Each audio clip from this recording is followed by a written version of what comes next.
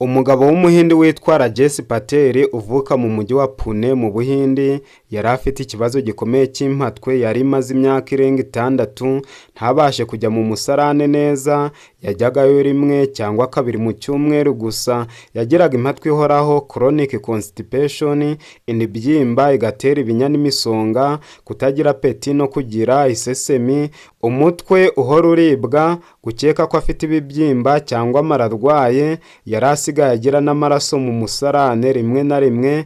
Agiye kwa naturopathe mu Buhindi yamugiriye inama y'uburyo bwo gusukura amara hakoreshejwe amazi y'indimu avanzemo umunyu wa gikukuru sea salt, bizwi ku izina rya salt water flash detox.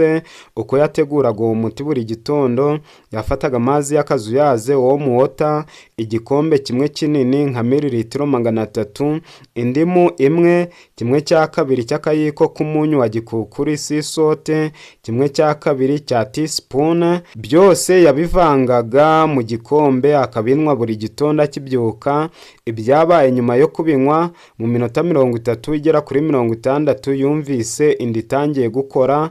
Yajyaga ku musarane neza akumva araruhutse. Nyuma y'iminsi 3 gusa impatwe yari yatangiye kugabanuka. Nyuma y'icyumweru kimwe yameze nk'uwakize burundu, inda ntiyongera kubyimba, umutwe urashira kandi atangira kurya neza. Amagambo Rajesh Patel yavuze amaze gukira: nabaye imbata y'impatwe imyaka myinshi, ariko uyu muti woroshye w'amazi, umunyu wa gikukuri n'indimu wampaye ubuzima bushya. Nta nundi muti nifashishije.